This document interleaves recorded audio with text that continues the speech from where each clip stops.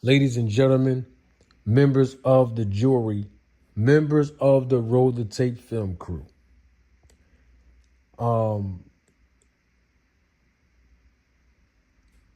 We know that it's been widely reported now and even confirmed by Coach Calvin Ford, which is Tank Davis's trainer, that Gervonta Davis will fight Lamont Roach Jr. in the next few months in December. Couple of things that we have to take from this. Number one, we know that Tank Davis doesn't have a lengthy history of fighting a lot of Black and or African American fighters since he's reached this superstar status. And that's good business, which is why Tank is probably, arguably, in the top 3 of highest paid boxers in the sport today. We know he fought Martin in his last fight, who was Black and African American, and now Lamont Roach Jr., also Black and African American. Back to back for Tank. This is good business. I mean, we have to take, the reason why I'm bringing it up, and I want to be clear on this, the reason why we have to take away from this is the fact that there's not a lot of opposition for Tank Davis, particularly in this division. It's just not. And so while the top level competition, i.e. Shakur Stevenson, Lomachenko, at this time, they're not available. So timing-wise, this is a good look, especially for Lamont Roach Jr. I mean, this is by far going to be his biggest payday, hands down.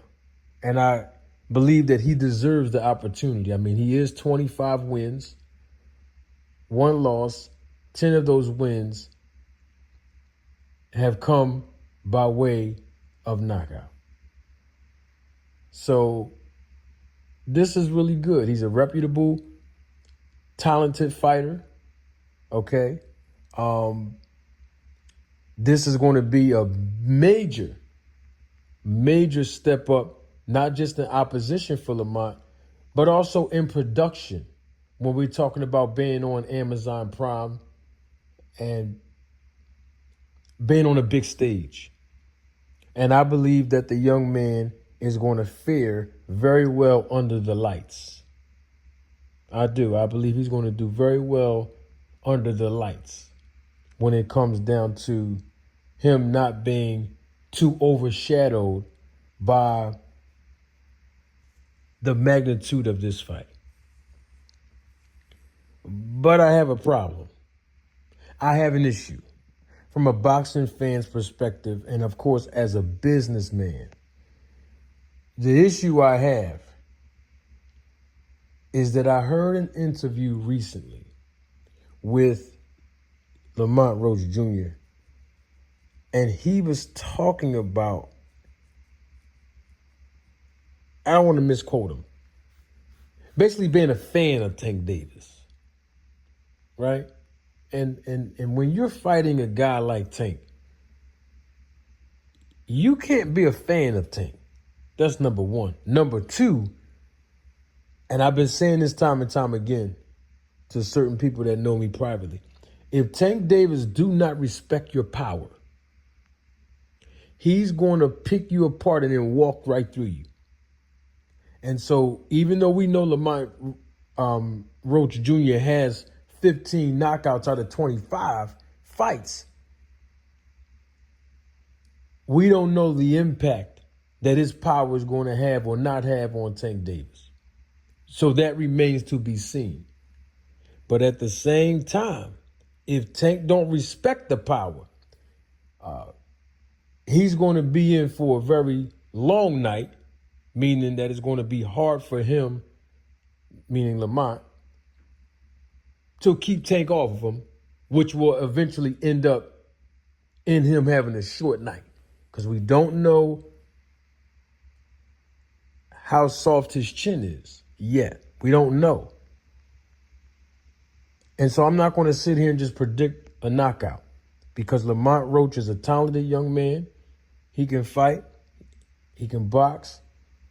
And also, another thing that we got to take away from this is that Lamont and Tank have a lot of extensive history with each other, because they fought several times in the amateur program.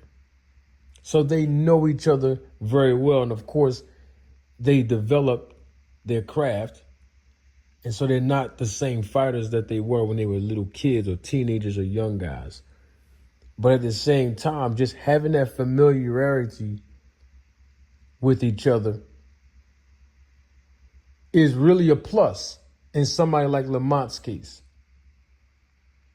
You know, as far as him being able to time Tank Davis.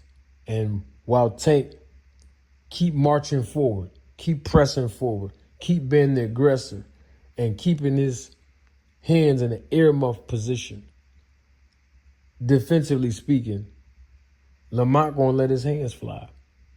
And he should let his hands go. He should let his hands fly.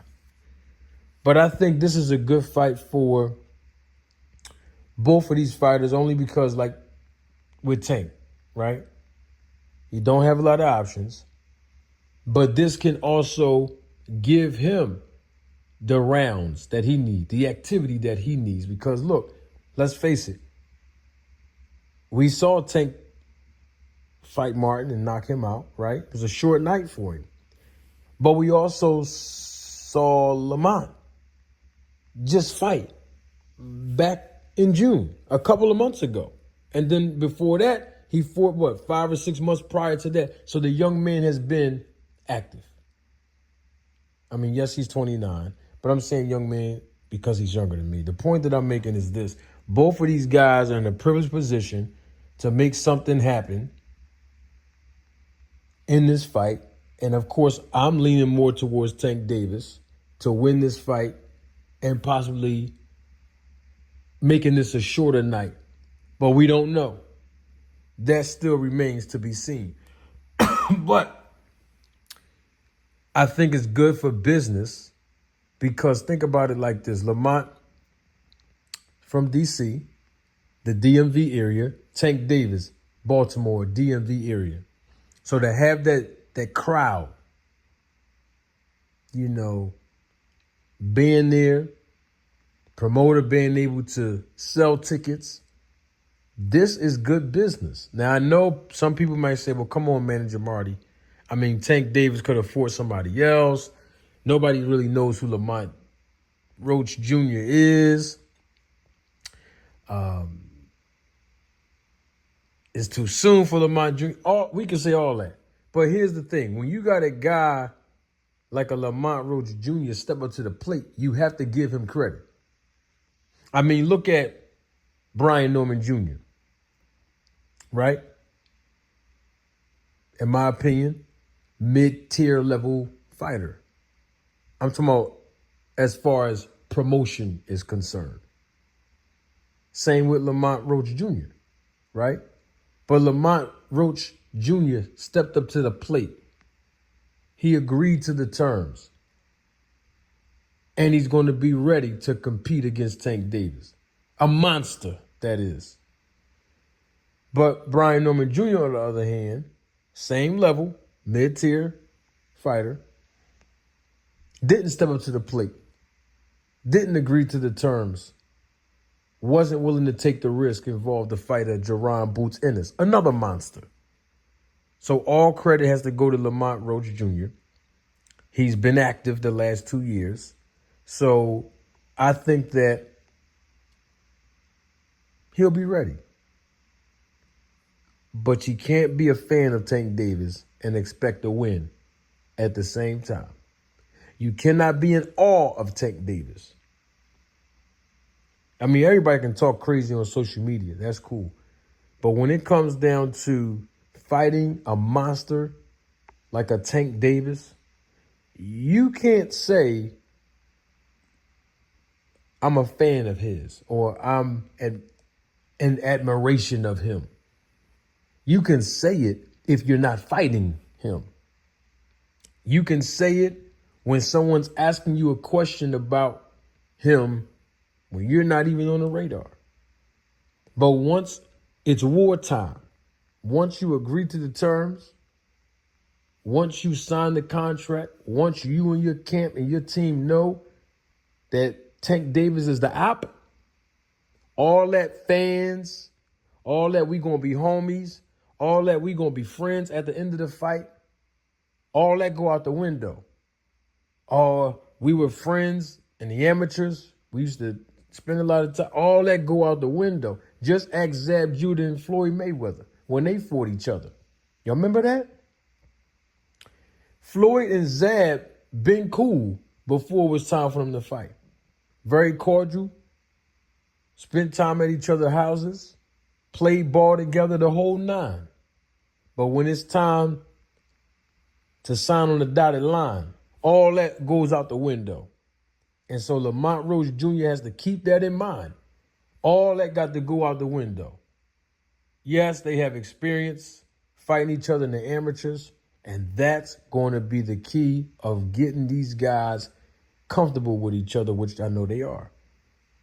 Now is the time to talk all the trash, get the fans riled up to buy this fight, and make people believe that Lamont Roach Jr. has a chance in this fight. Because quite frankly, the odds are going to be against him. Because Tank Davis is a monster. We know what he come to do. And I believe he's going to do it in this fight. But I don't think it's going to be an easy night for Tank Davis. I think this is going to be a harder night for him compared to Martin, which was Tank's last fight. That's just my opinion. I mean, you know what I'm doing, way too much talking. Don't take my word for it. Roll the tape.